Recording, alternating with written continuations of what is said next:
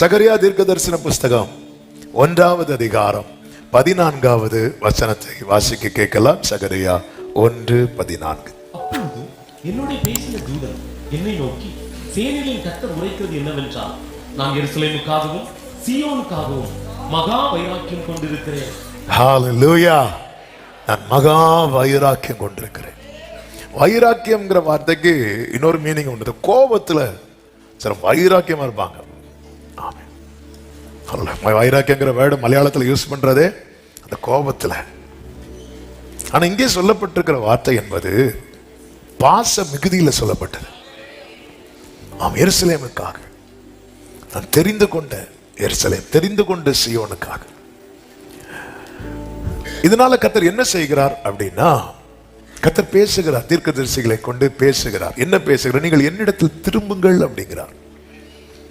3வது வசனத்திலே, நீங்கள் என்னிடத்தில் திரும்புங்கள், அப்பொழுது நான் உங்களிடத்துக்கு திரும்புவேன். அதாவது ஒன்றை புரிந்து கொள்ளுங்கள், ஆண்டவர் நம்ம பக்கம் திரும்பிட்டார்னாலே நம்ம எல்லா பிரச்சனையுமே சால்வ் ஆயிரும். ஒரு ஆமென் சொல்லுங்க பார்க்கலாம். எல்லா பிரச்சனைக்கும் சொல்யூஷன் என்ன அப்படின்னா அவருடைய முகத்தின் ஒளிதான். அதனாலதான் ஆசாரியர்கள் அன்றெல்லாம் ஆசரிப்பு கூடாரத்தில் வர்ஷிப் பண்ணிட்டு ஆசீர்வதிக்க வரும்போது எப்படி பிளஸ் பண்ணுவாங்கன்னா, கர்த்தர் தமது முகத்தின் ஒளியை உங்கள் மேல் பிரகாசிக்க பண்ணுவார். கர்த்தர் ஏன் முகத்தை திரும்பிட்டார் அப்படின்னா, ஆண்டவர் சொல்ல, நீ திரும்பிட்ட, நீ முகத்தை காட்டுவதற்கு பதில் முதுகை காட்டி விட்டாய். அதனால எனக்கு கோபம் வந்துச்சு. அந்த கோபத்தின் விளைவுதான் இமைப்பொழுது என் முகத்தை மறைத்தேன். அற்ப காலம் மூண்ட கோபத்தினாலே. அதனால நீ எப்படி ஆயிட்டேன்னா, சிறுமைப்பட்டவளே, பெருங்காற்றில் அடிப்பட்டவளே, தேற்றரவட்டவளே. இவன் பார்க்கிறவங்க அவன் சீயோ எருசலேம் எப்படி ஆயிட்டான்? பாழாயிற்று, அது வனாந்தரமாயிற்று. ஏசாயா ஆமென் 64வது அதிகாரம் அதனுடைய கடைசி வசனத்திலே சொல்லப்பட்டிருக்கிறது அல்லவா? கர்த்தருக்கு மகிமை உண்டாவதாக. அதனுடைய 11வது வசனம், எங்கள் பிதாக்கள் உம்மை துதித்து 10ல இருந்து வாசிங்க. உமது பரிசுத்த பட்டணங்கள் வனாந்தரமாயின, வனாந்தரமாயிற்று. ஏன் இந்த பாழானது, ஏன் வனாந்தரம் ஆயிற்று, ஏன் ஒண்ணுமே இல்லாம ஆயிற்று அப்படின்னா, கர்த்தர் முகத்தை திருப்பிட்டார்.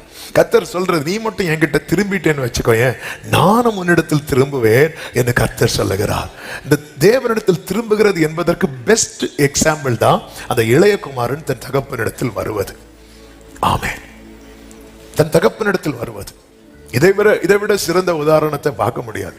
நிறைய இருக்கு பைபிள்ல, ஆனா தி பெஸ்ட். அவ்வளவு அழகா இயேசு அதை சொல்லி இருக்கிறார். அவன் வந்ததுக்கு அப்புறம் தான் தெரியுது அவருக்கு இன்னும் என் மேல பாசம் இருக்கா.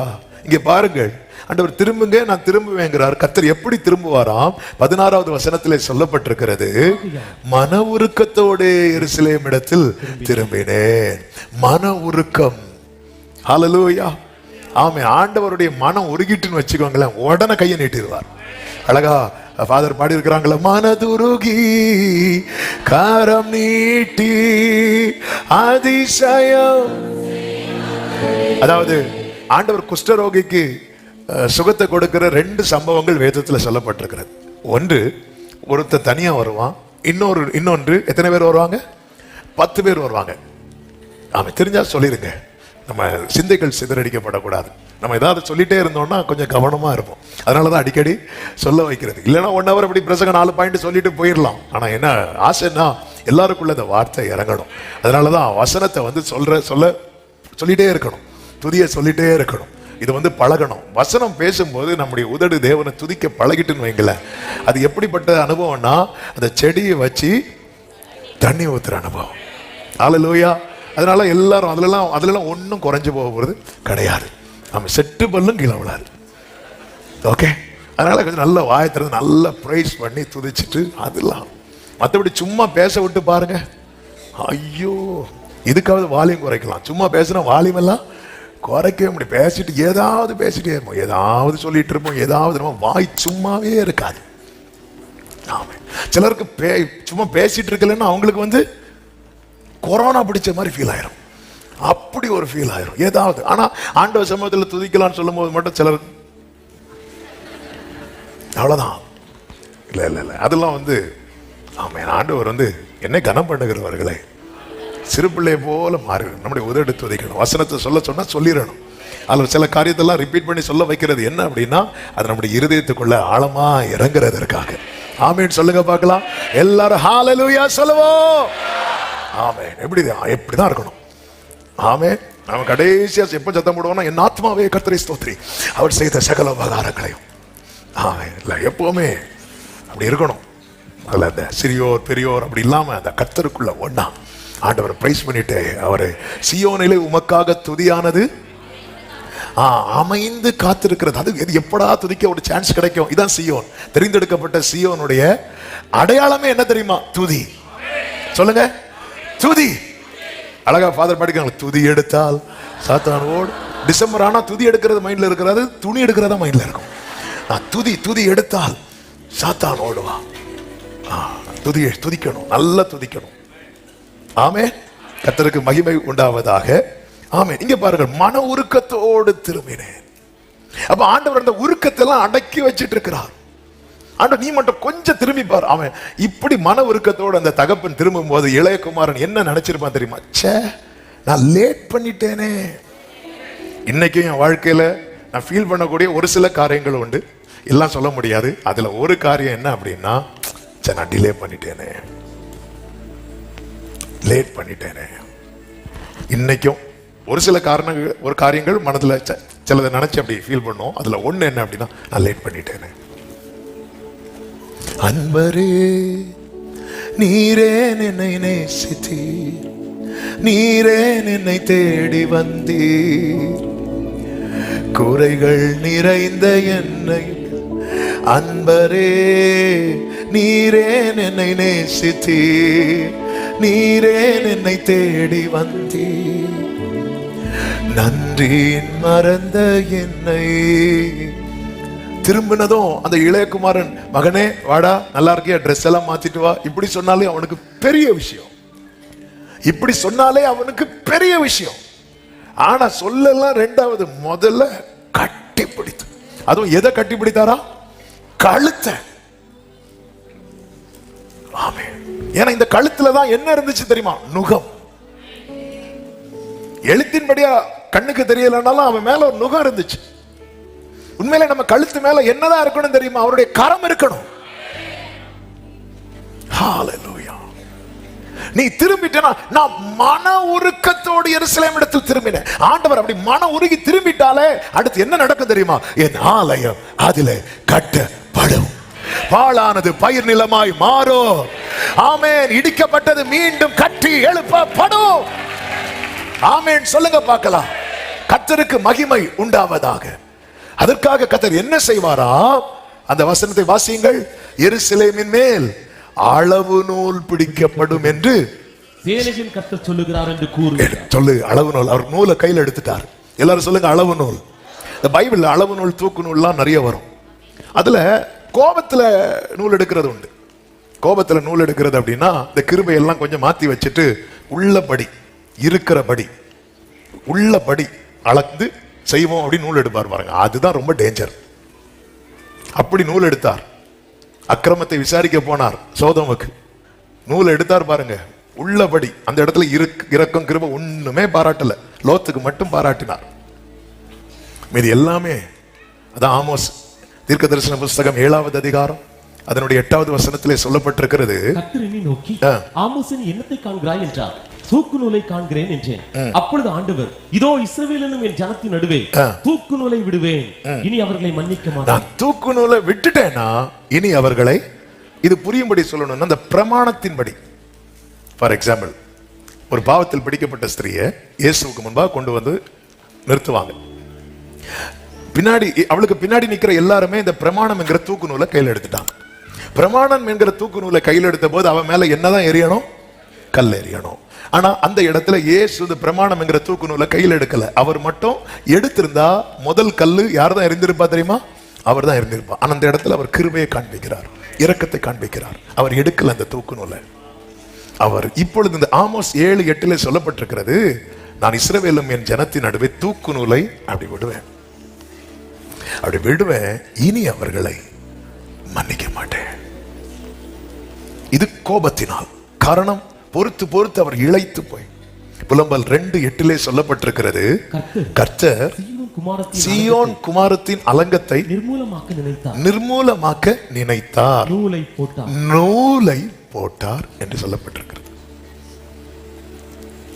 இது கோபத்துல இந்த இடத்துல நிர்மூலமாக்க நினைத்தார், நூலை போட்டார் அப்படின்னா என்ன உள்ளபடி செஞ்சிரும். தாவீது சொல்லுவார்ல, நீ அக்கிரமத்தை கவனித்திருப்பீரானால் யார் நிலை நிற்பான்? சபைக்கு ஆவியானவர் எச்சரிக்கிற காரியம் என்னவென்றால், இப்படி நம்ம மேல நூல் போற்றக்கூடாது. நம்ம எல்லாம் கிருபையில நின்றுட்டு இருக்கிறோம், இப்படி நூல் போட்டாருன்னு வைங்களேன், நம்மளை யாராலும் காப்பாற்ற முடியாது. மனிதன் கைவிட்டால் தேவனிடத்தில் போகலாம், தேவன் கைவிட்டால்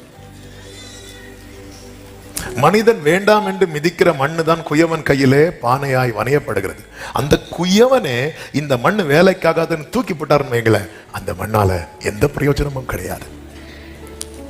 நான் சொல்லுகிற செய்தியை நல்ல கவனமா கேளுங்க. ஆனால் இங்கே அவர் நூலை போடுகிறது எதுக்கு தெரியுமா? அழிக்கிறதற்கல்ல, கட்டி எழுப்புவதற்கு. சகரியா 2வது அதிகாரம் அதனுடைய 1வது வசனத்திலே அதை கர்த்தர் காண்பித்து கொடுக்கிறார். சகரியா 2:1 நான் என் கண்களை ஏறெடுத்து பார்த்தபோது இதோ தன் கையிலே அளவு நூல் பிடித்திருந்த ஒரு புருஷனை கண்டேன்.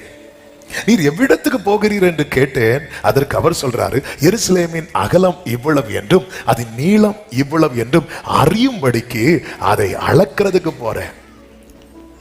இப்ப அளக்கிறதுல 2 மேட்டர் இருக்கு. என்ன மேட்டர்னா, சிலர் அளந்தா குறையும். இப்போ சகரியா நின்றுட்டு இருக்கிறோம், ஐயோ இவர் அளக்க போறாரு, ஏற்கனவே பாழா கிடக்கு, ஏற்கனவே வனாந்திரமா இருக்கு, இவர் அளந்து என்னாக போகுதோ தெரியலையே இருக்கும் போது அளக்க போகிறேன் போகும்போது 3வது வசனத்துல இதோ என்னோட பேசின தூதன் புறப்பட்ட போது வேறொரு தூதன் அவரை சந்திக்கும்படி புறப்பட்டு வந்தான். இவனை அவர் நோக்கி, நீ ஓடி போய் இந்த வாலிபனுக்கு சொல்ல வேண்டியது என்னவென்றால், எருசலேம் தன் நடுவிலே கூடும் மனுஷரின் திரளினாலும் மிருக ஜீவன்களின் திரளினாலும் மதில் இல்லாத பட்டணங்கள் போல வாசஸ்தலமா. அதன் அர்த்தம் என்ன தெரியுமா? கர்த்தர் வைராக்கியத்தோடு அளவு நூலை போடுவேன் சொல்றார் தெரியுமா? எதுக்கு தெரியுமா? எல்லையை சுருக்கிறதற்கல்ல, எல்லையை விரிவாக்குவதற்காக. எத்தனை பேர் இந்த பகல் வேளையில நம்புறீங்க, நான் கர்த்தரிடத்தில் திரும்புவேன், கர்த்தர் என்னிடத்தில் மனவுருக்கமாய் திரும்பி என் எல்லையை பெரிதாக்க போகிறார்?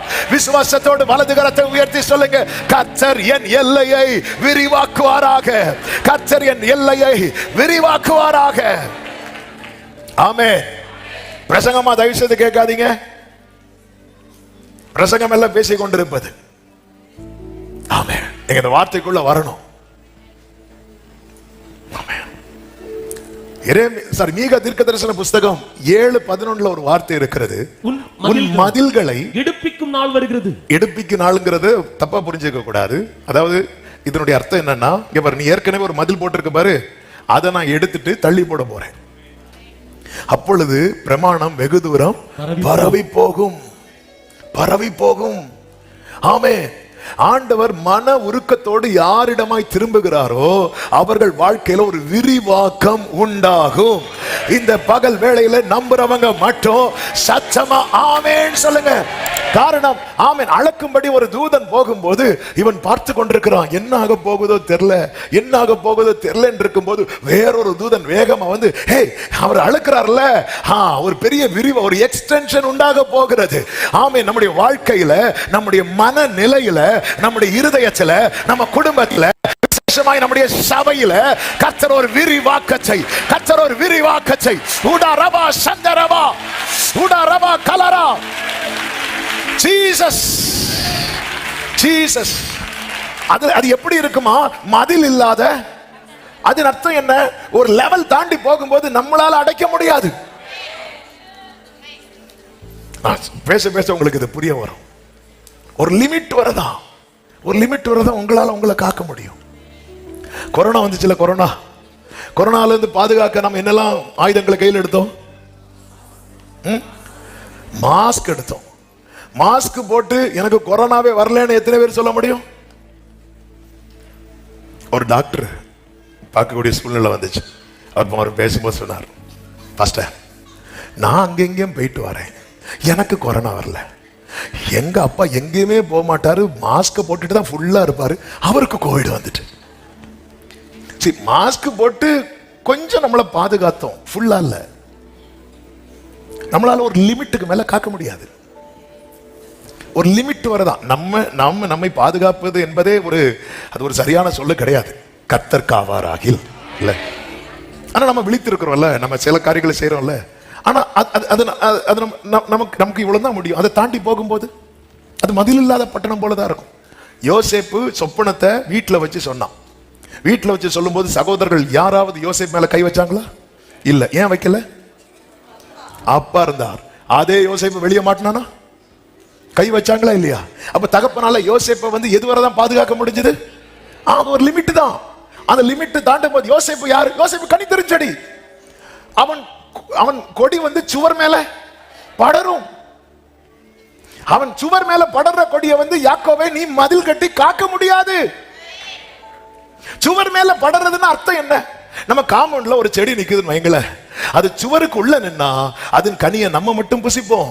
அதே செடி படர்ந்து சுவருக்கு வெளியே போயிட்டு வைங்கள, வழியில நடக்கிறவங்க எல்லாம் ஒவ்வொரு பழமா. அதன் அர்த்தம் என்ன?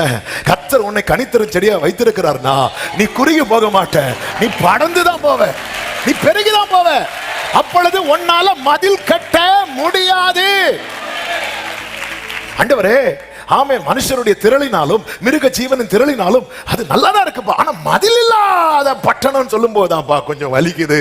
அப்படி சொல்லும் போதுதான் கர்த்தர் சொல்லுகிறார் 5வது வசனத்துல, நான் அதற்கு சுற்றிலும் அக்கினி மதிலா இருந்து அது நடுவில் மகிமையா இருப்பேன் என்று கர்த்தர் சொல்லுகிறார்.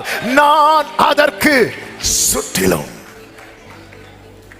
அக்கினி மதிலா, அக்கினியின் மதிலாக அன்பரே என்னை காத்திடும். கைகளை உயர்த்தி, அக்கினியின் மதிலாக உடரபா சந்தரபலபலபலரதரா காத்திடுமே. ஆமென்.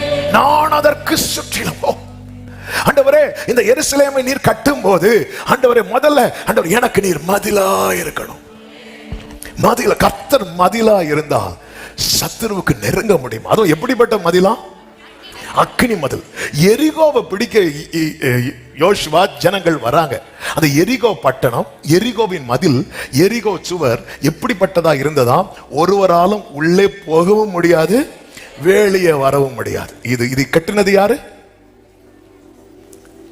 எரிகோ மதிலையும் பட்டணத்தை கட்டினது யாரு? தூதர்களா? யார் கட்டினா? யார் கட்டினா? மனிதர்கள்.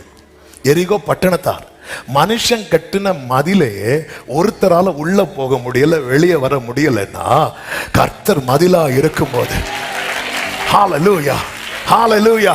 எத்தனை பேர் விரும்புறீங்க என் வாழ்க்கையில கர்த்தர் மதிலா இருப்பாராக, அக்கினி மதிலா இருப்பாராக?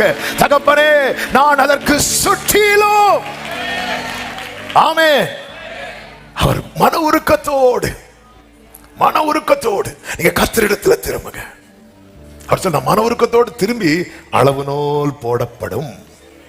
1:16 எப்படி சொல்லப்பட்டிருக்கிறது? அளவு நூல் பிடிக்கப்படும் சொல்லப்பட்டிருக்குல்ல. 2:1 எப்படி சொல்லப்பட்டிருக்கிறது? அளவு நூல் பிடித்திருந்த ஒரு புருஷனை அவர் சொன்னா அது நம்ம கண்ணுக்கு அடுத்து தெரிய வரும். ஆமென். அவர் அளவு நூல் பிடிக்கப்படும் சொன்னார். அடுத்த சீனை என்ன நினைக்கிறீங்க? அளவு நூல் பிடித்திருக்கிற ஒருவனை கண்டேன். ஓ ஜீசஸ், பைபிள் எவ்வளவு பியூட்டிஃபுல். ஆமென். இது ஜீவனுள்ள வார்த்தை. அளவு நூல் பிடிக்கப்படும் சொன்னார். என்னைக்கு பிடிக்க போறாரோ? திரும்பி வந்தா இங்க ஒரு தூதன் அளவு நூலை பிடிச்சிட்டு இருக்கிறான். என்னங்க செய்ய போறீங்க? அளக்க போறேன். அளந்து சுருக்க போறீங்களா? இல்ல, அளந்து வலப்பக்கத்திலும் இடப்பக்கத்திலும் இடம் கொண்டு பெருகும்படிக்கு நான் விரிவாக்க போறேன். ஆண்டவரே, அப்படி விரிவாச்சிட்டீங்கன்னா எங்களுக்கு மதில் கட்ட முடியாதேப்பா. எங்களுக்கு ஒரு லிமிட் வரும். நமக்கு ஒரு லிமிட் வரதானாங்க மதில் கட்ட முடியும். உங்க பிள்ளைங்க உங்க கேர் ஆஃப்ல இருக்கிறது வரை நீங்க மதில் கட்டிட்டீங்க. உங்க பிள்ளைங்க படிக்கிறதுக்காக வெளியூர் போயிட்டாங்க. எப்படி உங்க மதில் கட்ட முடியும்?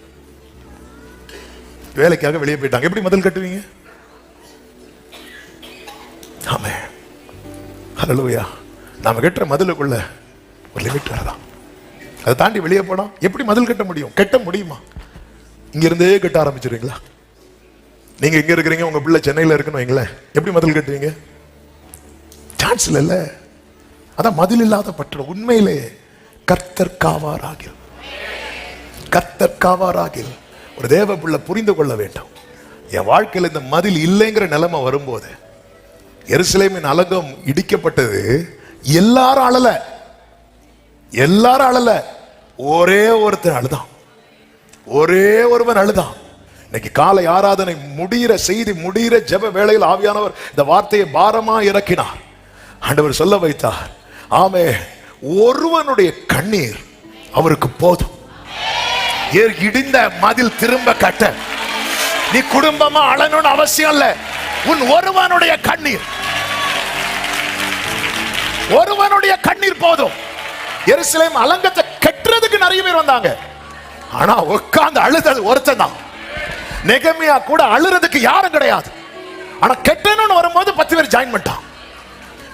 ஆமே, கெட்டணும்னு அலங்கத்தை கட்ட 10 பேர் வந்துட்டான், அலங்கரத்தை பிரதிஷ்டை பண்ண 100 பேர் வந்துட்டான். ஆமே, ஆனா உட்கார்ந்து அழ.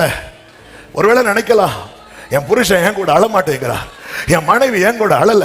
கர்த்தர் சொல்றார், ஒரு மனிதனுடைய கண்ணீர் ஒரு பட்டணத்தின் அலங்கத்தையே திரும்ப எழுப்புனா, உன்னுடைய கண்ணீர் உன் குடும்பத்தின். ஆமென். நல்ல கரங்களை தட்டி, அக்கினியே மதிலாக அன்பரே என்னை காத்திடுமே. பட்டணத்தை கட்ட 1000 பேர் எழும்பினாலும் அழுகிறவன் மேலதான் கர்த்தருடைய தயவுள்ள கரம் நன்மையா இருக்கும். அழுகிறவன் மேலதான். உங்க குடும்பத்துல பட்டணம் இடிக்கப்பட்ட நிலையில் இருக்கிறதா? உங்க வாழ்க்கையில பட்டணம் இடிக்கப்பட்ட நிலையில் இருக்கிறதா? கர்த்தர் பாரப்படுத்துறாருன்னா உட்காந்து அழுதுருங்க. அது எங்க வீட்டுல அவர் அழுவார், இவங்க அழுவாங்க. இல்ல இல்ல இல்ல இல்ல, அவருடைய கண்ணீர், சிலருடைய கண்ணீர் வற்றி போய் விட்டதே, சிலருடைய கண்களில் கண்ணீர் இல்லை. அவர்கள் பல காரியத்துக்காக ஆண்டவர் அவர்களை அள வைத்திருப்பார். இப்பொழுது அவர்கள் கண்களில் கண்ணீர் இல்லை, அழ நினைத்தாலும் அழ முடியவில்லை. ஆமா, நீங்க நினைக்கல நான் மட்டும் எப்படி ஆண்டவரே, நான் எப்படி ஆண்டவரே. ஒரு மனிதன் ராஜாவுக்கு பான பாத்திரம் காரன் திராட்சரசம் ஊற்றி கொடுக்கிறவன், அவன் ராஜா அல்ல, ராஜபுத்திரனும் அல்ல. அரண்மனையில திராட்சரசம் ஊற்றி கொடுக்கிறவன், ஆனா அவன் கண்ணீர் இருக்கு தெரியுமா? கண்ணீர். ஒரு பட்டணத்தின் மதில 52 நாளைக்குள்ள திரும்ப எழுப்ப வைத்தது, அதில் திறப்பு இல்லை. Glory. 1வது அதிகாரத்துல நெகமியா உட்கார்ந்து அழுதா. நெகமியா 1:4 வாசிங்க. நெகமியா 1:4.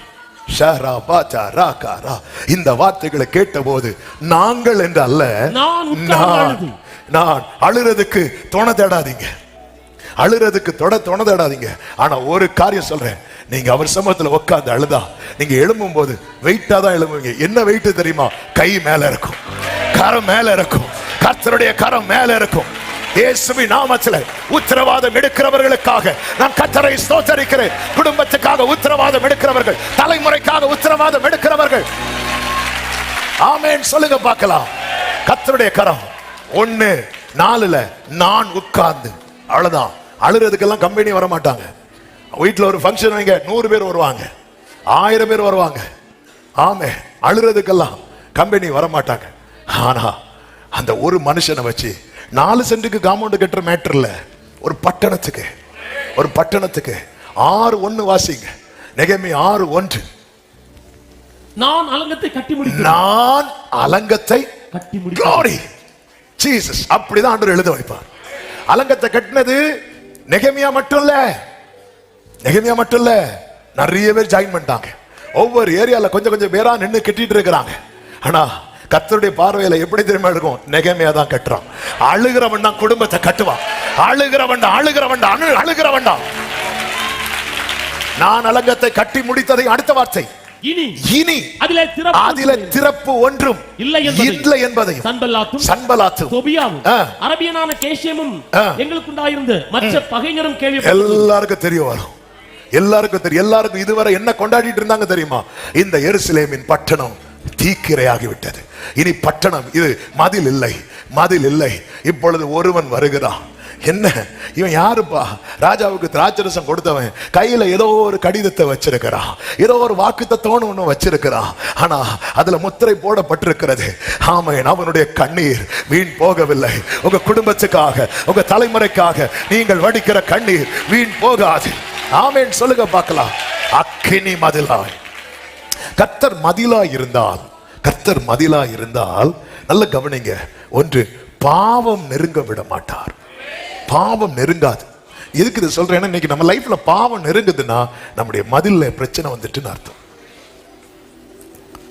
ஆமா, நீங்க கையெல்லாம் தூக்க வேண்டாம். ஆனா நீங்க உங்களை கேட்கணும், இப்ப பாவம் உங்களை நெருங்கும், ஆனா பாவம் உங்களை தொடுதா அப்படின்னாலே நமக்கு மதில்ல பிரச்சனை வந்துட்டு.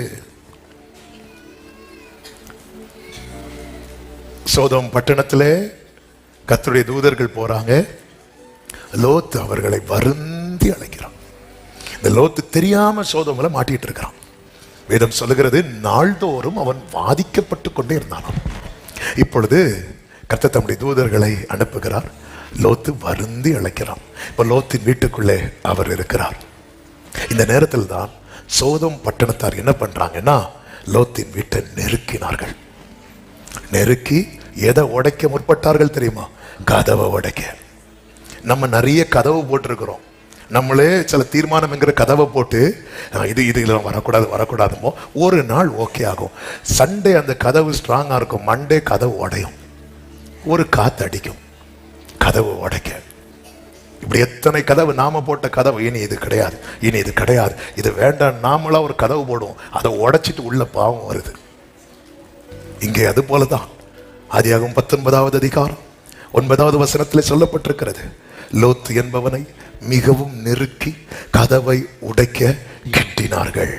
அப்பொழுது அந்த புருஷர்கள் தங்கள் கைகளை வெளியே நீட்டி லோத்தை தங்கள் அண்டைக்கு வீட்டுக்குள் இழுத்து கொண்டு கதவை பூட்டி, அடுத்து என்ன பண்ணார் தெரியுமா? அந்த சோதம் பட்டணத்தார்கள் என்ன கொடுத்தார்?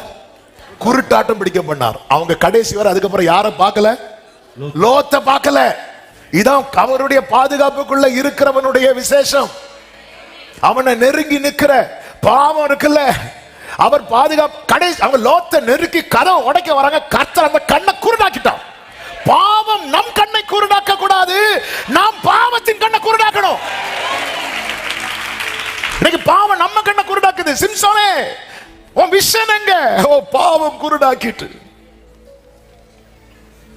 கர்த்தர் அக்கினி தீயோட விளையாடலாமா? அக்கினி கூட விளையாடலாமா? அக்கினியை போட வந்தேன், அது இப்பொழுதே பற்றி எரியும். நல்ல நெருக்குங்க, நெருக்கும். அதுக்கப்புறம் கதவு தெரியாத உங்களுக்கு. ஐயோ, இவன்ட போய் மோதி, இங்க பாரு, கண்ணு போயிட்டு. ஷாலா பாத்தாடாரா. இன்னைக்கு நம்ம லைஃப்ல நம்ம போட்ட கதவெல்லாம் உடைச்சிட்டு பாவம் உள்ள வருது. சண்டே சர்வீஸ் முடியும் போது இன்னைக்கு இதெல்லாம் பண்ணக்கூடாது, அதெல்லாம் பார்க்க கூடாது அப்படி சொல்லி தீர்மானத்தோட போய் இன்னைக்கு இருப்போம். ஆனா திங்கக்கிழமை அந்த கதவை உடைச்சிட்டு உள்ள வருது. அப்போ சரியில்லை, நம்மளால பாதுகாக்க முடியல. நம்ம கட்டின சுவரெல்லாம் ஒண்ணுமே இல்லாம ஆயிட்டுல. ஆமே, மறக்கவே முடியாது. நம்ம இந்த சர்ச்சை கட்டும் போது இந்த சைடு ஒரு பாயா ஏதோ வச்சு அப்படி மறைச்சிருந்தேன். அடுத்த காலில் வந்து பார்த்தா ஒண்ணுமே கிடையாது. ஒரு காத்து அடிச்சு மொத்தத்துல ஆமே அங்கே வந்து சொன்னாங்க, கர்ச்சீஃபு கூட ஒரு துண்டை காணல, மொத்தத்துல எல்லாமே அடிச்சுட்டு போயிட்டு. பாருங்க, நம்ம போடுற மறைவு பாதுகாப்பெல்லாம் இப்படிதான். ஆனா கர்த்தர் போட்டார்னு வைங்களேன். டெய்லி சவுல் தேடியும் தாவீத சவுலால பார்க்க முடியல. இத பாதுகாப்பு. பாவம் இன்னைக்கு நெருங்குதுன்னா, ஆண்டவரே என் மதில்ல எங்கேயோ ஓட்ட விழுந்துட்டுப்பா, நேத்து நல்லா இருந்துச்சுப்பா, இந்த மெதுவான திண்டல் அடிக்கும் போது நல்லா இருக்கு ஆண்டவரே, ஆனா கொஞ்சம் வேகமா அடிக்கும் போது கதவு அதுக்கு பேர் தாழ்பாலாம் தெரித்துல. இந்த புயல் எல்லாம் பாத்தீங்களா? ஆமா, எத்தனை பில்டிங், எத்தனை. இன்னைக்கு பாவம் நம்மளை நெருங்குதுன்னா மதில் இல்லைன்னு அர்த்தம். உடனே இருதயம் ஜெபிக்க ஆரம்பிச்சிடணும். அந்த ஜெபத்தை அடுத்து சொல்றேன். அடுத்து பாருங்க, வாதை நெருங்க விட மாட்டார். யாத்திராகமம் 12:23 சங்கார தூதன் வரும்போது ரத்தம் தெளிக்கப்பட்ட வீட்டுக்கு முன்னாக கர்த்தர் நின்று என்ன செய்வாரா? அதை வரவொட்டாமல். அந்த வார்த்தையை மட்டும் வாசிங்க. கர்த்தர் சங்கார தூதனை உங்கள் வீடுகளில் உங்களை அதம் பண்ணுகிறதற்கு, எல்லாரும் சொல்லுங்க, வரவொட்டாமல். வரவொட்டாமல், இதான் மதில். இந்த மதில் வந்து வரவிடாது. ஹல்லேலூயா. வரவொட்டாம அவர் மதிலா இருந்தால் சிலது வரவிட மாட்டார். அதனாலதான் சங்கீதக்காரன் பாடுகிறான், எனக்கு அடைக்கலமா இருந்த கர்த்தரை உனக்கு தாபரமாக்கி கொண்டாய், ஆகையால் வாதை உன் கூடாரத்தை அணுகாது. நம்ம தலைமுறைக்கு அவரை அடைக்கலமா சொல்லி கொடுக்கணும். அப்படிதான் இந்த சங்கீதம் 91. சங்கீதம் 91 எழுதுனது யாருன்னு பல டிஸ்கஷன் போயிட்டு இருக்கு. சில சொல்றாங்க மோசே எழுதுனாங்க, சில சொல்றாங்க எசேக்கியா எழுதினார் அப்படின்னு. ஆமே. ஆனா நமக்கு சங்கீதக்காரனாலே நமக்கு நினைவுல வர்றது யாருதான்? அப்ப தாவீது வந்து சாலமோன்ட்ட சொல்லி கொடுக்கிறான்னு வைங்களேன், இங்க பாரு, எனக்கு அடைக்கலமான கர்த்தரை உனக்கு தாபரமாக்கி கொண்டாய். ஒரு தகப்பன் பிள்ளைக்கு இப்படி சொல்லி கொடுக்கணும். பாரு, உங்க அப்பா எப்படி பாதுகாப்பா இருக்க தெரியுமா? அவரை நீ உனக்கு தாபரமான கூடாரமா, உன் மதிலா, உன் அரணாக்கி நீ கொண்டால், நான் சொல்றேன், வாதை உன் கூடாரத்தை அணுகாது. பிள்ளைங்களுக்கு இப்பவே சொல்லிக் கொடுங்க, இப்பவே சொல்லுங்க. எங்க போனாலும் சொல்லுங்க, இங்க பாருமா, நீ என் கிட்ட இருக்கும்போது நான் உன்னை பாதுகாத்தேன். இப்ப நீ எங்க போற? வெளியே படிக்கிறதுக்கு போற, நீ வேலைக்கு போற, அல்லது அங்க போற இங்க போற, எனக்கு அடைக்கலமான கர்த்தரை உனக்கு தாபரமாக்கி கொண்டாய். அதனால வாதை உன் கூடாரத்தை அணுகாது, பொல்லாப்பு உனக்கு நேரிடாது. உன் வழிகளில் எல்லாம் உன்னை காக்கும்படிக்கு உனக்காக தம்முடைய தூதர்களுக்கு, ஹல்லேலூயா, அவர்தான் மறைவிடம். வாதை அணுகாது. மூன்றாவது, சத்துருவை நெருங்க விட மாட்டார். யாத்திராகமம் 14வது அதிகாரம் 19-20 வசனங்களை நீங்க பாத்தீங்கன்னா தெரியும். மேகஸ்தம்பம் விலகி 2 சேனைக்கு நடுவாக நின்று அவர்கள் ஒன்றோடு ஒன்று சேராமல், அது எந்த வசனம்? 20வது வசனம். சேர விடல. எல்லாரும் சொல்லுங்க இந்த வார்த்தையை சத்தமா சொல்லுங்க. சேர விடல. சேர்ந்தா என்ன ஆயிரும்? அவ்வளவுதான், சத்துருவின் கை வாங்கிறோம். சேர விடல. சிலது வந்து மோதி அடிக்கும் பாருங்க, மதில் இருக்கும், மறைவு இருக்கும். சேர விடல. வர விட மாட்டார், சேர விட மாட்டார், தொட விட மாட்டார். அவர் அக்கினி மதிலா இருந்தா பாவத்தை தொட விட மாட்டார், வாதையை வரவிட மாட்டார். ஆமே. சத்துருவை சேர விட மாட்டார். க்ளோரி. எனக்கு அவர் மதிலா இருக்கணும். கைகளை உயர்த்தி ஆமேன்னு சொல்லுங்க பார்க்கலாம். எனக்கு அவர் மதிலா இருக்கணும், குடும்பத்துக்கு அவர் மதிலா இருக்கணும், சபைக்கு அவர் மதிலா இருக்கணும். அக்கினியின் மதிலாக அன்பரே என்னை காத்திடுமே. க்ளோரி. அக்கினியின் மதிலாக உடாரபா சந்தரபா லகதரபா காத்திடுமே. ஆமென். ஆனால் தாவீது வாழ்க்கையில் ஒரு பாவம் வந்து அவனை டச் பண்ணுது. தேவனை அதிகமாய் அரண் கோட்டை அடைக்கலும் அப்படின்னு பாடினதே யார் அப்படின்னா தாவீது.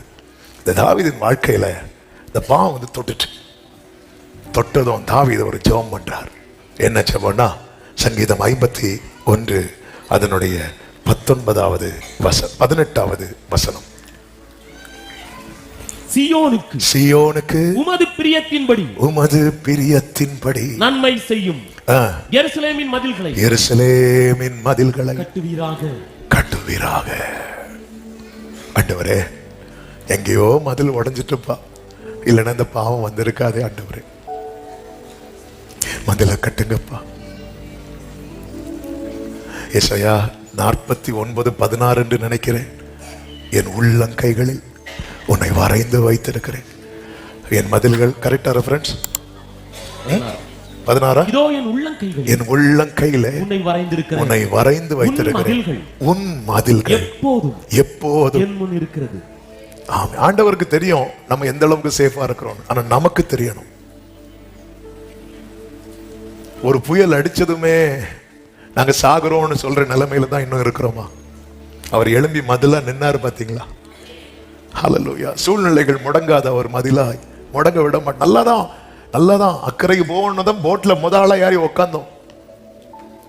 ஆமே. வேற நீரே போதும் வேறே வேண்டாம் அப்படிதான் சொல்லி வந்தோம். ஆனா ஒரு புயல் அடிச்சதும், ஆண்டவரே நாங்க சாகுறோம் ஆண்டவர், உமக்கு கவலை இல்லை ஆண்டவர், ஏழைங்க அப்படி மதிலா நின்னாரு பாருங்க. படகு அக்கறை பிடித்தது. ஆமே. அவர் படுத்திருந்தார் பாருங்க, படகு மூழ்க போகுது. அவர் எழும்பி மதிலாய் நிக்கிறார் பாருங்க, படகு அக்கறை பிடிக்கிறது. சூழ்நிலை தடுக்க முடியாது. இயேசு கெத்செமனே தோட்டத்தில் இருக்கும்போது சோல்ஜர்ஸ் வராங்க, எல்லாரும் மேல கைப்பட வரும்போது இயேசு நிக்கிறார். நான் தான், அவர்களை விட்டு விடுங்கள்.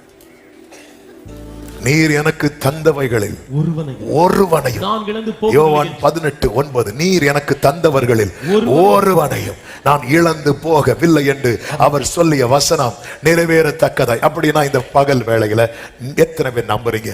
பிதா என்னை இயேசுவினிடத்தில் கொடுத்திருக்கிறார். அப்படி நம்புறவங்க கைகளை உயர்த்தி ஆமென் சொல்லுங்க பார்க்கலாம். அப்படி கொடுக்கப்பட்டவர்கள் ஒருத்தன் அவுட் ஆனா யாரு? ஏன்? அவர் கூட இருக்கும் போதல்ல, அவரை விட்டு போனதுனால. கோழி தன் சிறகை விரித்து சேர்த்து கொள்ளும் போது சில வால் வெளியே சுத்திட்டு இருக்கும். அவ்வளவுதான். அதனாலதான் கேட்டின் மகன் கெட்டு போனான். நான் என்னால கெடல, அவன் கெட்டு போனான். ஆனா இப்ப அவர் கூட இருக்கிறாங்க பாருங்க, ஒருத்தர் மேல கை வைக்க விடல. இதான் மதிலா இருக்கிறார். இயேசுவோடு இருக்கணும். சிலதெல்லாம் காண்பித்து இழுப்போம். அங்கிருந்து 30 வெள்ளிக்காசு எப்படி காட்டினான், யூதாஸ் போயிட்டான். இங்க ஒருத்தி வரா, பரிமள தைலத்தை இயேசுவின் பாதத்துல உடைச்சு ஊத்துனதும், நான் தானே ட்ரெஷரர், என் கையில தான் தந்திருக்கணும். தந்திருந்தா நான் அப்படி பக்குவமா அதை வித்து அதுல 10ல் 8 சேரிட்டிக்கும் 2 பாக்கெட்லயும் போட்டு என் பாட்டுக்கு நான் போயிருப்பேன்.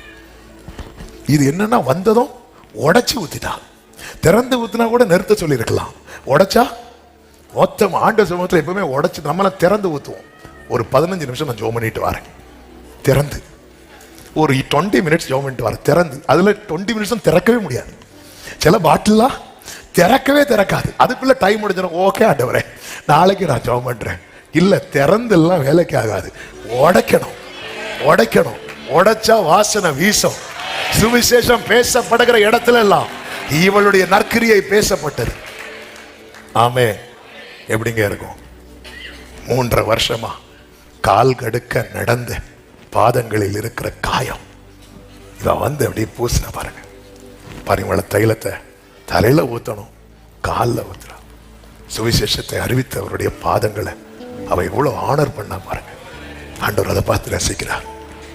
அந்த காலில் எத்தனை அவருக்கு எவ்வளவு இடத்துல நடந்து திரிந்து வந்து அந்த பரிமள தைலம் அது ஒரு மெடிசின் எஃபெக்ட் உள்ளது அப்படின்னு ஸ்காலர்ஸ் எல்லாம் சொல்றாங்க. ஆமே. அப்ப அதை பூசும்போது அவருக்கு எவ்வளவு சுகமா இருந்திருக்கும். நம்முடைய ஆராதனைகள் ஜெபங்கள் எல்லாம் அவரை குளிர பண்ணட்டும். அவர் அப்படியே ரசிச்சுட்டு இருக்கும் போதுதான் ஒருத்தனுக்கு இருப்பு வரல.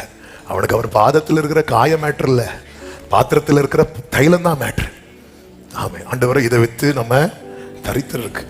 ஆமே. ஆண்டவர் பார்க்கிறார்.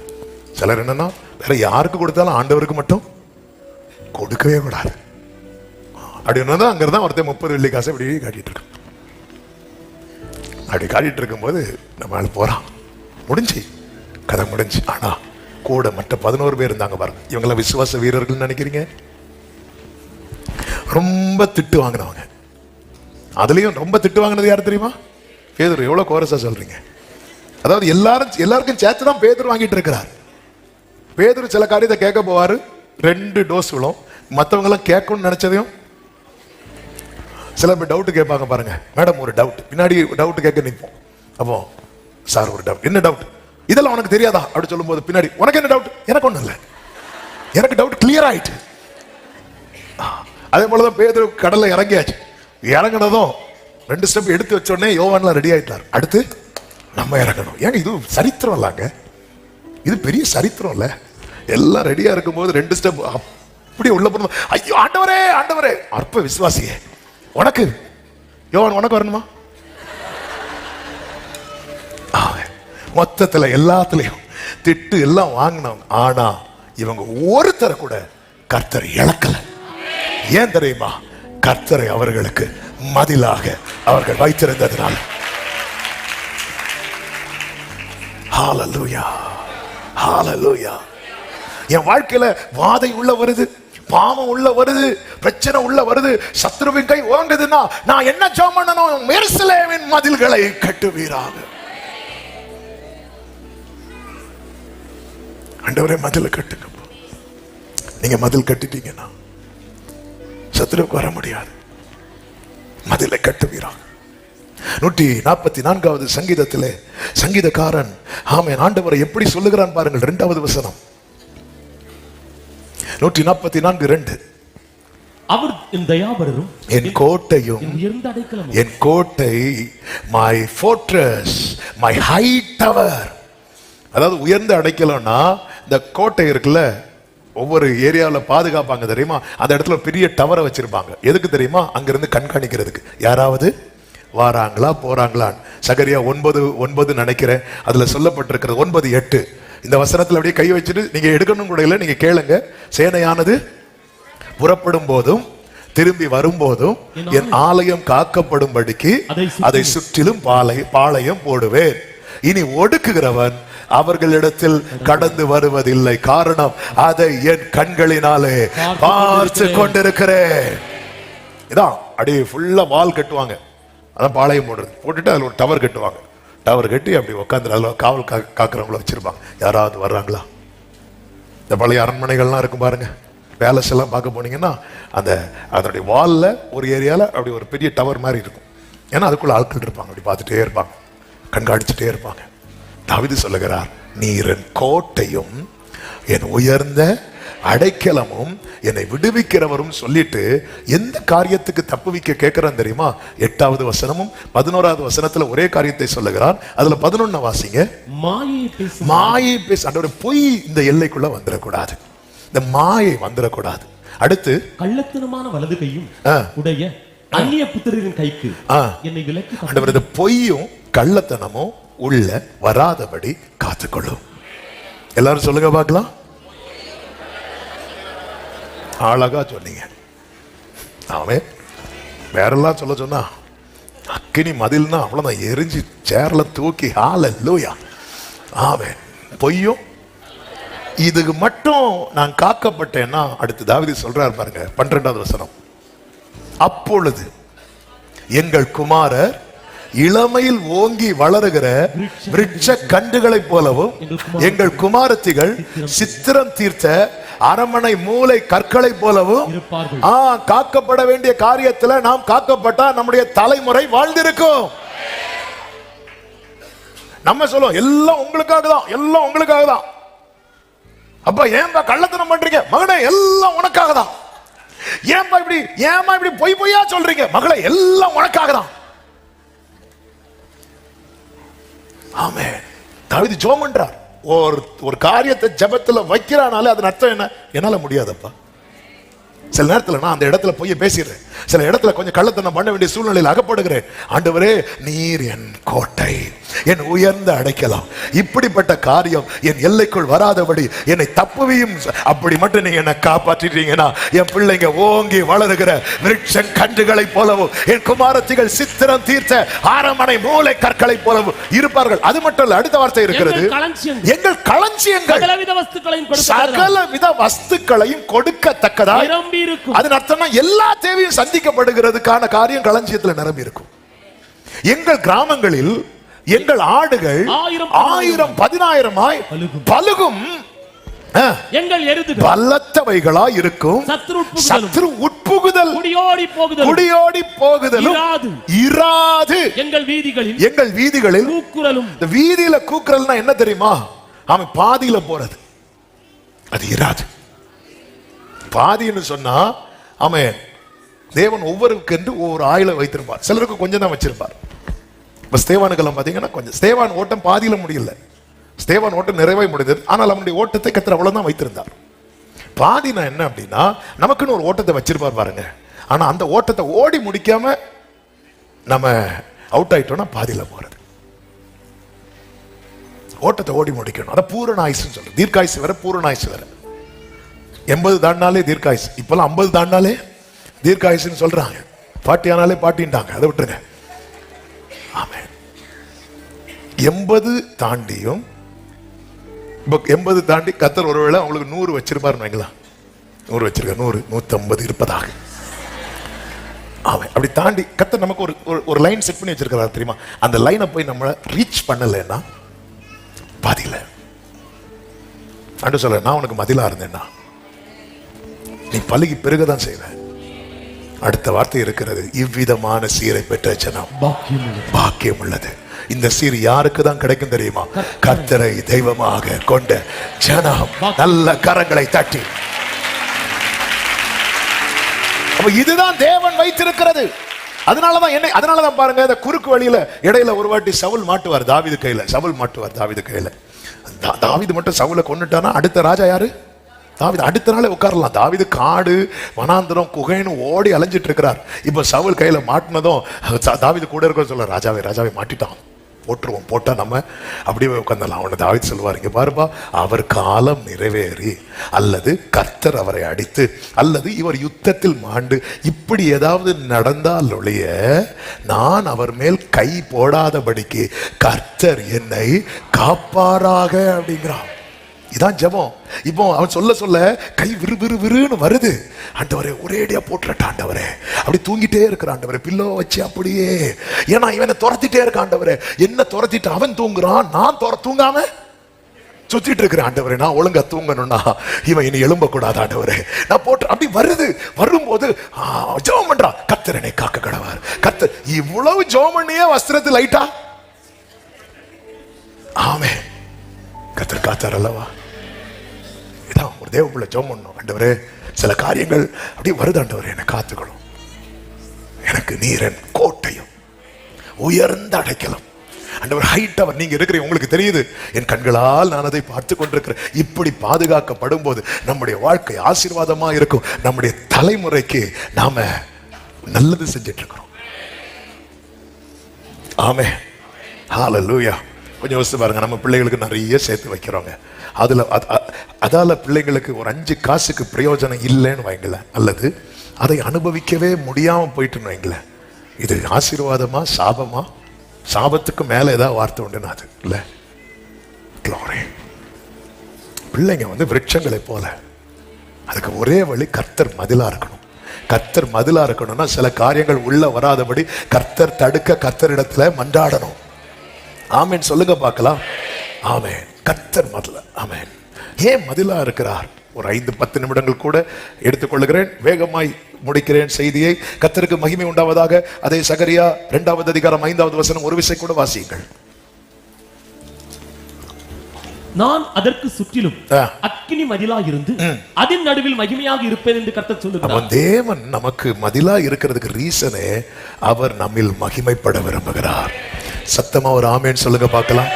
எத்தனை பேர் நம்புறீங்க?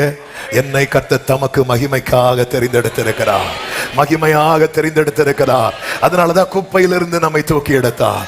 உலகம் நம்மை குப்பையாய் பார்த்தது, கர்த்தர் நம்மை குப்பையாய் பார்க்கவில்லை, கர்த்தர் நம்மை மகிமையாய் பார்த்தார். அதனாலதான் ஏசாயா 4:6 சொல்லப்பட்டிருக்கிறது, மகிமையானவைகளின் மேலெல்லாம் காவல் உண்டாயிருக்கும். 4:5 மகிமையானவைகளின் மேலெல்லாம் காவல் உண்டாயிருக்கும். மகிமைப்பட விரும்புகிறார். எனவே ஒரு தேவ பிள்ளை நல்ல கவனமாய் புரிந்து கொள்ள வேண்டிய காரியம் என்னவென்றால், நான் அவருடைய மகிமைக்காக ஏற்படுத்தப்பட்டவன். அவருடைய மகிமைக்காக ஏற்படுத்தப்பட்டவன் என்றால் என்ன அப்படின்னா, தேவன் ஆபிரகாமுக்கு தம்மை எல் ஷடாய் தேவனாய் வெளிப்படுத்தினார், மோசேக்கு தம்மை யெகோவா தேவனாய் வெளிப்படுத்தினார். ஆனால் பாபிலோனிலே தேவன் எல் ஷடாயை வெளிப்படுத்தவில்லை, யெகோவா தேவனாய் வெளிப்படுத்தவில்லை, தானியேலின் தேவனாய் வெளிப்படுத்தினார். அதாவது இன்னாருடைய தெய்வம். இதுதான் மகிமையா வைக்கிறது. ஸ்கூல்ல பேரண்ட்ஸ் டீச்சர்ஸ் மீட்டிங்கு பிள்ளைங்க பெற்றோரை கூட்டிட்டு போகும்போது டீச்சர்ஸ் சொல்லுவாங்க, இது யாரு? இன்னாருடைய அம்மா, இன்னாருடைய அப்பா. சில பிள்ளைங்க கூட பெற்றோர் வரவே மாட்டாங்க. என் மார்க் ஷீட் வாங்க எங்க அம்மாவை கூட்டிட்டு போக நான் பட்ட பாடு, அவங்க வரவே மாட்டேன்ட்டாங்க. ஆனா என் தம்பிக்கு கூட ஜாலியா போனாங்க. அது அப்படி இருந்து மார்க் ஷீட், அதான் விஷயம், அதை விட்டுருவோம். ஆமென். ஆனா சிலர் பாருங்க வரவே மாட்டாங்க, கூட்டிட்டு போக வரவே மாட்டாங்க. அப்ப தேவன் நம்ம எப்படி வைத்திருக்கிறார்னா, மகிமையா வைத்திருக்கும் போது அவருடைய நாமத்தை மகிமை குலைச்சல் ஆக்காதபடி நாம் வாழணும். கர்த்தர் மதிலா இருந்து பாதுகாப்பா இருந்து, கர்த்தர் மதில் கட்டிட்டார்ல, இனி சேஃபா. இங்கதான் ஒரு பெரிய வார்னிங் ஆவியானவர் பேசுகிறார். சங்கீதம் 80 அதனுடைய 8 முதல் 13 வரை உள்ள வசனங்களிலே, நீர் எகிப்திலிருந்து ஒரு திராட்சை கொடியை கொண்டு வந்து ஜாதிகளை துரத்திவிட்டு அதை நாட்டினீர், அதற்கு இடத்தை ஆயத்தப்படுத்தினீர், அது வேரூன்றி தேசமெங்கும் படர்ந்தது, அதன் நிழலால் மலைகளும் அதன் கிளைகளால் திவ்யமான கேதுர்களும் மூடப்பட்டது, அது தன் கொடிகளை சமுத்திரமட்டாகவும் தன் கிளைகளை நதிமட்டாகவும். அப்ப ஒரு காரியம் புரிந்து கொண்டீங்களா? கர்த்தர் வேலி அடைத்தார், கர்த்தர் மதிலா இருந்தால் நாம் குறுக மாட்டோம், நாம் பெருகிக் கொண்டே இருப்போம். அடுத்த வசனம் 12வது வசனம், இப்பொழுதோ வழி நடக்கிற யாவரும் அதை பறிக்கும்படியாக ஏன் தகர்த்து போட்டீர்? இத புரியல. நல்லா தான் போயிட்டு இருந்து, நல்லா தான் வளர்ந்துட்டு இருக்கு, இப்ப ஏன் தகர்த்து போட்டீர்? ஆமென். வேதம் சொல்லுகிறது, கர்த்தருடைய புஸ்தகத்தில் தேடி வாசிங்கள், உங்களுக்கு தெரியும் ஏன் என்ற கேள்விக்கு பதில் தெரியணும்னா ஏசாயா 5வது அதிகாரம் அதனுடைய 1-2 வசனங்களை வாசிக்கும் போது நேசருடைய தோட்டத்தை குறித்து சொல்லப்பட்டிருக்கிறது. 2வது வசனம், அதை அவர் வேலி அடைத்து அதில் உள்ள கற்களை பொறுக்கி அதிலே நற்குல திராட்சை செடிகளை நட்டு அதன் நடுவில் ஒரு கோபுரத்தை கட்டி அதில் ஆலையையும் உண்டு பண்ணி அது நல்ல திராட்சை பழங்களை தரும் என்று காத்திருந்தால் அதுவோ கசப்பான பழங்களை. ஆண்டவர் என்னெல்லாம் செய்தாராம்? வேலி அடைத்து கற்களை பொறுக்கி நற்குல திராட்சை செடிகளை நற்கிரியைகள் எல்லாம் நம்மள துவங்கினார். அது நடுவில் ஒரு கோபுரத்தை எதுக்கு கட்டினார்னு சொன்ன? யாராவது உள்ள பாதுகாக்க ஹை டவரை கட்டி அவர் காவலாளியா இருக்கிறார், பாதுகாவலரா இருக்கிறார். நல்ல சேஃபா நம்ம கொண்டு வந்து சில தட்டு முட்டுகள்லாம் எல்லாத்துக்கும் விலைக்கு எடுத்து பாதுகாத்து கொண்டு வந்தா நல்ல திராட்சை பழங்களை தரும் என்று காத்திருந்தார். அதுவோ கசப்பான பழங்களை தந்தது. ஆண்டவர் சொல்லுகிறார் 4வது வசனத்துல, நான் என் திராட்சை தோட்டத்துக்காக செய்யாத எந்த வேலையை நீ செய்யலாம்,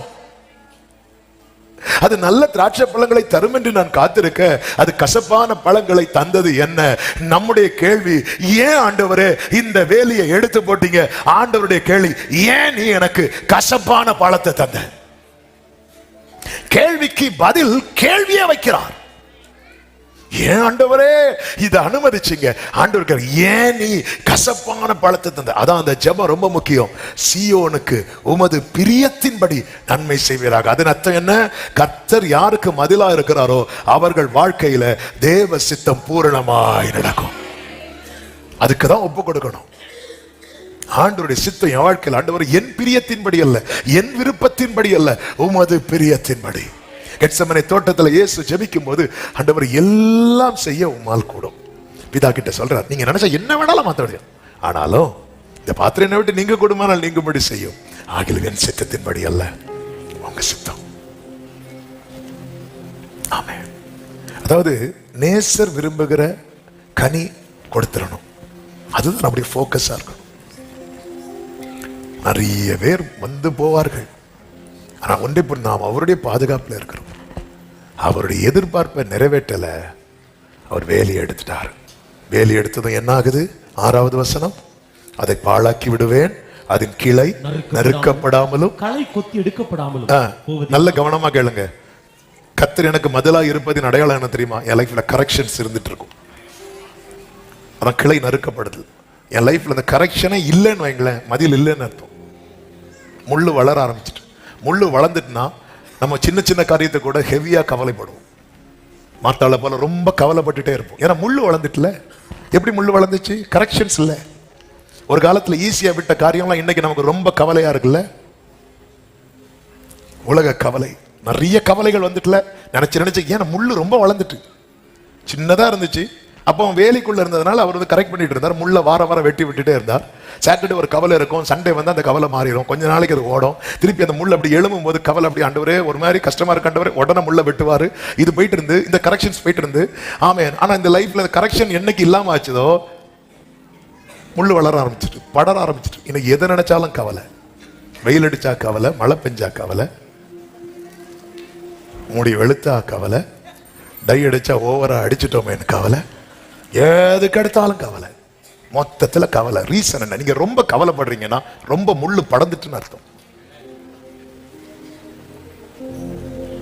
ரொம்ப இயேசு வீட்டுல இருக்கிறார், வருந்து இயேசுவை வீட்டுல கூட்டு உட்கார வச்சுட்டு இருந்து கவலைப்பட்டுட்டு இருக்கு. ஆண்டவர் மைண்ட் பண்ணவே இல்லை. ஏன்? முள்ளு, ரொம்ப முள்ளு வளர்ந்துட்டு நம்ம லைஃப்ல. ரீசன் என்ன? மதில் போயிட்டு. ஏன்? எதிர்பார்ப்ப நிறைவேற்றல. அவையான ஒரு சபைகளுக்கு சொல்லுகிறது, காதுள்ளவன் கேட்க கடவுள். எருசலேமுக்கு ஆண்டவர் போவார் பாருங்க. லூக்கா 19வது அதிகாரம் 41 அவர் எருசலேமுக்கு சமீபமாய் வந்த போது நகரத்தை பார்த்து அதற்காக கண்ணீர் விட்டு அழுது, உனக்கு கிடைத்த இந்த நாளிலாகிலும் உன் சமாதானத்துக்கு ஏற்றவைகளை நீ அறிந்தாயானால் நலமாயிருக்கும். இப்பொழுது அவைகள் உன் கண்களுக்கு மறைவாயிருக்கிறது.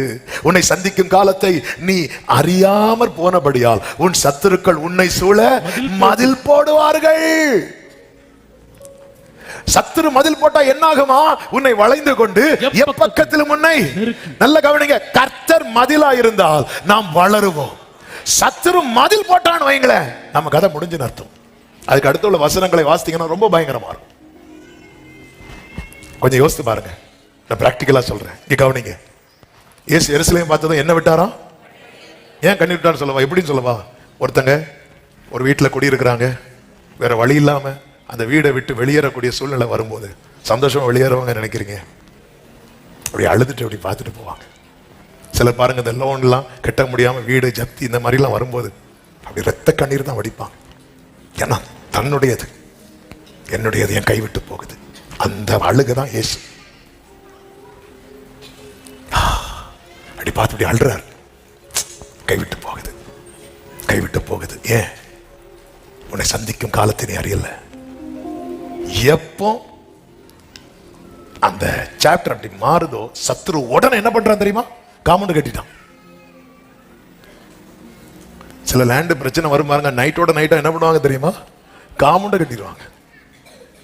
காம்பவுண்ட் கட்டுனா அதுக்கப்புறம் கேஸ் ஆகி பாட்டாகி அது கொஞ்சம் காலம் ஆகும். அதுக்குள்ள உள்ள எல்லாமே நம்ம லைஃப்ல சத்துரு காம்பவுண்ட் மட்டும் கட்டிடக்கூடாது. கெட்டிட்டானா, அதாவது கண்ணீரை துடைக்கிறவரே கண்ணீர் விட்டுட்டு போயிட்டாருன்னா அது எவ்வளவு பரிதாபமான நிலைமை பாருங்க. கண்ணீர், அவர் வந்ததே கண்ணீரை துடைக்க. அவர் எல்லா முகத்தில் உள்ள கண்ணீரையும் துடைப்பார். ஆனா எருசலேம் எப்படிங்க இருக்கும்? ஒரு வீட்டில் நம்ம ரொம்ப திடீர்னு நம்மளை இல்லை இது உங்களுக்கு இல்லை அப்படின்னு ஆகும்போது அப்படி ஒரு வழியில் அவர் போறார். அந்த எருசலேம் வந்து அப்படி கண்ணீர் விட்டுட்டு, அவ்வளவுதான் உன் சீன் முடிஞ்சுட்டேப்பா.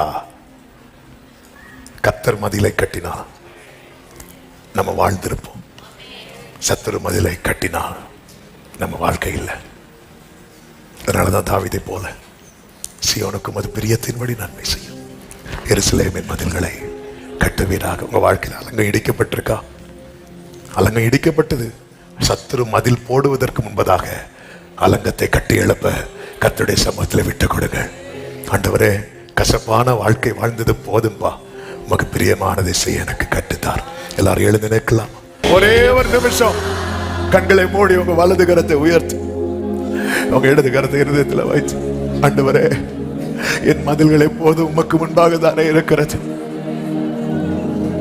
ஆண்டவரே, சத்துரு உட்புகுதல் இராதபடி மதில்களை கட்டுவீராக, மதில்களை கட்டுவீராக, மதில்களை கட்டுவீராக. ஒரே ஒரு ஜெபம் பண்ண முடியுமா? ஒரே ஒரு ஜெபம் பண்ணுங்க. அப்படியே நீங்க ஜெபிக்கிற நேரத்துல உங்க தலைமுறைக்கு பெயரை சொல்லி ஜெபம் பண்ணுங்க. அப்பா, என்னால காக்க முடியலப்பா, என்னால காக்க முடியாதுப்பா. ஆண்டவரே, நீர் அக்கினி மதிலா இருப்பீராக. உங்க பிள்ளைங்க பெயரை சொல்லி ஜெபம் பண்ணுங்க. வாலிபர்களே, உங்க எதிர்காலத்துக்காக ஜெபம் பண்ணுங்க. அக்கினி மதிலா இருப்பீராக. ஆண்டவரே, சோதோம் பட்டணத்தாருக்கு குருட்டாட்டம் பிடிக்க வைத்து லோத்தை பாதுகாத்தது போல பாவம் நெருங்காதபடி வாலிப பிள்ளைங்க ஜெபம் பண்ணுங்க. பாவம் நெருங்காதபடி என்னை பாதுகாப்பீராக. பாதை கூடாரத்தை அணுகாதபடி என்னை பாதுகாப்பீராக. சத்துரு தொடர்ந்து பிடிக்காதபடி, சத்துரு சேராதபடி என்னை பாதுகாப்பீராக. சூழ்நிலை மேற்கொள்ளாதபடி என்னை பாதுகாப்பீராக. மனிதர்கள் என் வாழ்க்கையில மனுஷங்களுடைய டாமினேஷன் இருக்க கூடாதுப்பா. மனுஷங்களுடைய டாமினேஷன் இருக்க கூடாதுப்பா. ஹல்லேலூயா, ஆமென். ஒரு நிர்பந்தமான நிலையில தள்ளப்படக்கூடாதுப்பா. நீர் மதிலா இருப்பீராக, நீர் மதிலா இருப்பீராக, நீர் மதிலா இருப்பீராக. Jesus, Jesus. பிரியமானவர்களே, இன்னைக்குள்ள செய்தி ஒரே லைன்ல சொல்லிறேன். கர்த்தர் மதிலா இருந்தா நீங்க தலைமுறை தலைமுறையா வளருவீங்க. சத்துரு மதில் போட்டானா ஒண்ணுமே இல்லாம ஆயிருவோம்.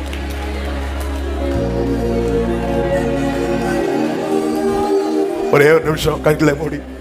எத்தனை பேர் இந்த வார்த்தையினுடைய சீரியஸ்னஸ் நீங்க எந்த அளவுக்கு எடுத்துக்கிட்டீங்கன்னு தெரியல. அவையானவர் பாரப்படுத்திட்டு இருக்கிறார். அப்படி ஒரு நிலைமை வந்துடவே கூடாது. சத்துரு மதில் போடக்கூடாது. தகப்பனே, சபை உம்முடைய கரத்தில் தருகிறேன். சமீபத்தில் தூரத்தில் இருந்தது கேட்கிற பார்க்கிற அத்தனை பேரையும் உடைய கரத்தில் தருகிற. சத்துரு பாளையம் போடக்கூடாது, சத்துரு மதில் போடக்கூடாது, சத்துரு மதில் போடக்கூடாது. அப்படி போடப்பட்ட எரிகோ மதில்கள் கீழே விழுவதாக, கீழே விழுவதாக. கர்த்தர் மதிலா இருப்பீராக, கர்த்தர் மதிலா இருப்பீராக, கர்த்தர் மதிலா இருப்பீராக. ஆளுகை செய்யும், ஆளுகை செய்யும். சீயோனுக்கு உமது பிரியத்தின்படி நன்மை செய்யும். எருசலேமின் மதில்களை கட்டுவீராக. பரிசுத்த பிதாவின் நல்ல தகப்பனை, நன்றி நிறைந்த இருதயத்தோடு உம்மை துதிக்கிறோம். அவங்க கிருபை பெரியது. எங்களோடு பேசினீர், உணர்த்தினீர், எச்சரித்தீர். எங்க வாழ்க்கையில சத்துரு மதில் போடாதவர். அநேகர் கண்ணீரோடு நிக்கிறாங்கப்பா. இன்னைக்கு கர்த்தர் தெளிவாய் பேசிட்டார். என் குடும்பத்துக்காக நான் மட்டும்தான் நான் அழுறேன். ஆண்டவர் சொல்றார், உங்க ஒருத்தங்க கண்ணீர் போதும், உங்க ஒருத்தங்க கண்ணீர் போதும், உங்க ஒருத்தங்க கண்ணீர் போதும். கர்த்தர் மதிலை கட்டி எழுப்புவார், அக்கினி மதிலாக இருப்பார். கர்த்தர் ஆசீர்வதிப்பாராக. தகப்பனே நன்றி. மட்டும் பொறுப்படுத்தி நடத்தின எல்லா கிருபைகளுக்காய் நன்றி. பிள்ளைகளை ஆசீர்வதியும், மதிலாயிருந்து காத்துக்கொள்ளும். ஒவ்வொருவருக்கு நன்மையாய் ஆசீர்வாதமா இருக்க கிருபை செய்யும். எல்லா மகிமை கனம் ஸ்தோத்திரங்களும் ஒருவருக்கே செலுத்துகிறோம். இரட்சகர் இயேசுவின் நாமத்தில் பிதாவே, ஆமென். செய்து சொல்லுவோம், என் ஆத்துமாவே கர்த்தரை ஸ்தோத்திரி, முழுவதுமே அவருடைய பரிசுத்த நாமத்தை ஸ்தோத்திரி. என் ஆத்துமாவே கர்த்தரை ஸ்தோத்திரி, கர்த்தர் செய்த சகல உபகாரங்களை மறவாதே. ஆமென். நம்முடைய கர்த்தராகிய இயேசு கிறிஸ்துவின் கிருபையும், பிதாவாகிய தேவனுடைய அன்பும், பரிசுத்த ஆவியானவருடைய ஐக்கியமும் சிநேகமும் பாதுகாவலும் நம் அனைவரோடும் எல்லா பரிசுத்தவான்களோடு கூட கர்த்தருடைய வருகை மட்டும் தங்கி இருப்பதாக. ஆமென். ஹல்லேலூயா. God bless you. கர்த்தர் உங்களை ஆசீர்வதிப்பாராக. ஆமென்.